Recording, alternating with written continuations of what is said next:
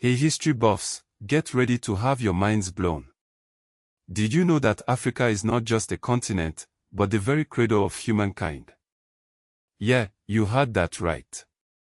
Pack your bags, because we're about to embark on a whirlwind adventure through the amazing, often overlooked, history of Africa, a story that's way more epic than most textbooks let on. Forget what you think you know. This is claymation history, and we're digging up the real dirt. So, buckle up, because this is going to be wild. Let's rewind the clock. Way back. We are talking millions of years. Think about it, those history classes you took. They probably started somewhere around ancient Egypt or Mesopotamia, right? But guess what? Modern humans evolved in Africa between 5 and 10 million years ago. Yeah, that's a lot of zeros. Fossils like Mrs. Please and the tongue chad in South Africa are some of the oldest, most important pieces of the human puzzle. Africa is literally where it all began. The term cradle of humankind isn't just a catchy phrase, it's a scientific fact. Moving on from our very distant ancestors, let's talk empires. Ancient Egypt, or Kemet as it was originally known, wasn't some separate entity floating in the desert. It was a black African civilization, plain and simple. The Great Pyramid of Giza wasn't just a big pile of rocks, it was a testament to advanced knowledge of architecture, math, and astronomy. We are talking serious brainpower here. And speaking of pyramids, did you know that Sudan, ancient Kush, actually has more pyramids than Egypt? Yep. More. They were clearly really into triangles. This shows that they had just as much wealth, sophisticated culture, and power. Let's not forget the tale of mighty Ethiopia, one of the oldest countries in the world, dating all the way back to 400 BC. Here's the kicker, Ethiopia is the only African nation that was never fully colonized besides a brief Italian occupation during World War II. Talk about defying the odds. In 1209 AD, Emperor Lalibela of Ethiopia even sent an embassy to Cairo, loaded with exotic gifts like elephants, hyenas, zebras, and giraffes. Talk about making a splash. Let's hop over to the Kanem-Borno Empire. Back in 1246 AD, King Dunima II exchanged embassies with the king of Tunis. They even sent a giraffe as a gift, which apparently caused a sensation when it showed up. Can you imagine seeing a giraffe for the first time? Mind blown. The Mali Empire, with its legendary city of Timbuktu, was a major center of Islamic learning and trade. Scholars flocked there from all over the world, making it a hub of intellectual exchange. Timbuktu wasn't just some dusty outpost, it was a vibrant, bustling metropolis. And what about the Dahomey Kingdom, in modern-day Benin? From 1625 to 1900, their royal palaces of Abomey stood as a symbol of their power. Those palaces are still standing today. Now, let's talk architecture. Zimbabwe, or rather, Mazimbabwe in the Shona language, means Great Revered House.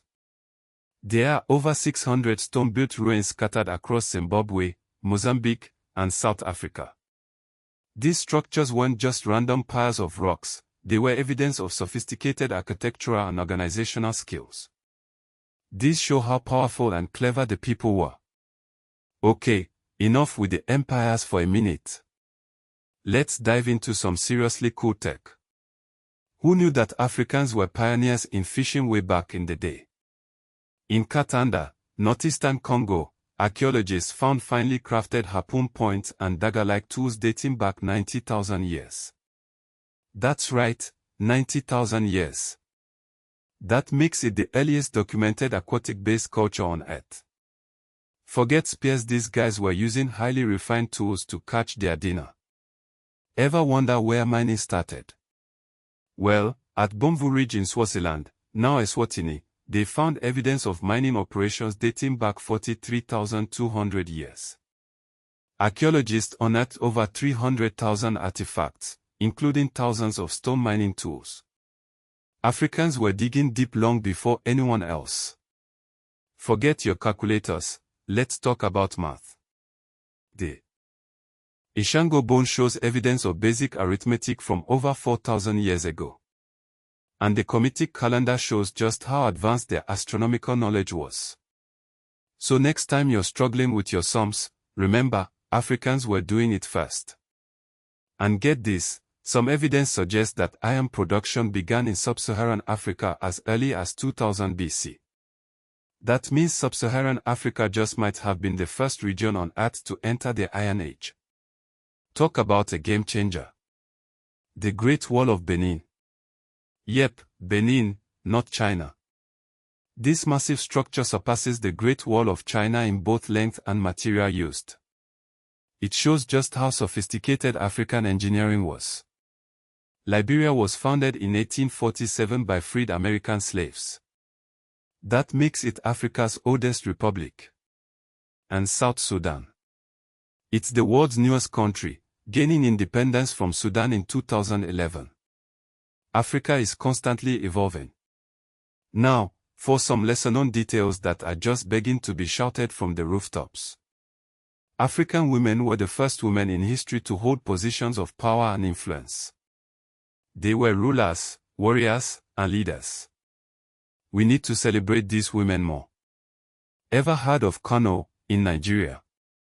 In 1851, this city was producing 10 million pairs of sandals and 5 million hides for export every year. That shows serious pre-colonial manufacturing and trade power, but it's rarely mentioned in history books.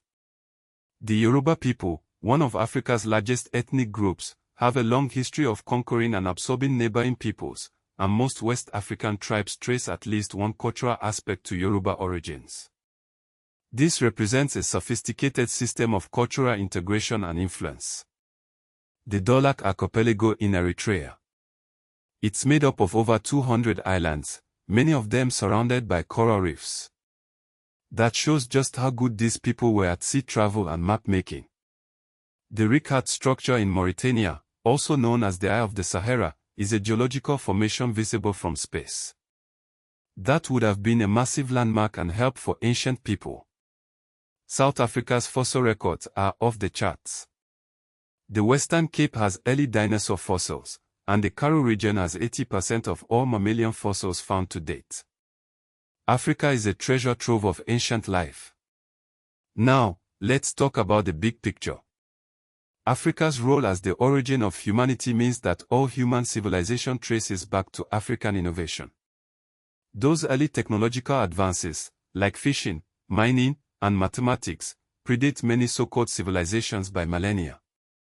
So, Africa isn't just a part of history, it's the foundation of it. Iron Age may have started in Africa, mathematical systems predating Greek math, and architectural achievements rivaling or exceeding contemporary global structures. Africa was ahead of the curve in many ways. Diplomatic exchanges and Timbuktu's role as an Islamic learning center show Africa's integration into global intellectual networks. Kano's manufacturing output proves pre-colonial industrial capacity. So, Africa wasn't isolated, it was a major player on the world stage. And let's not forget Ethiopia's unbroken sovereignty, a testament to resistance against European powers. In South Africa, they have 11 official languages, with ISI Zulu and ISI Koso being the most common. ISI Koso even made its way into Marvel's Black Panther films, giving an ancient language global recognition. Modern institutions like the Marapem Visitor Center and Sterkfontein Caves preserve hominid fossil history, connecting modern Africans and global visitors to their shared origins. South Sudan's 2011 independence represents a new chapter in African history, while Ethiopia's ancient history informs modern national pride. But here's where things get a little complicated. The narrative of ancient Egypt's racial classification has been contested for centuries. Historical records confirm it as a black African civilization which has been suppressed in Western academia. Colonialism tried to wipe out all the evidence of pre-colonial African achievements, like Kano's manufacturing capacity, but we're here to set the record straight. So, there you have it. A glimpse into the amazing, often overlooked, history of Africa. It's a story that's still being written, and it's a story that deserves to be told. What part of African history surprised you the most?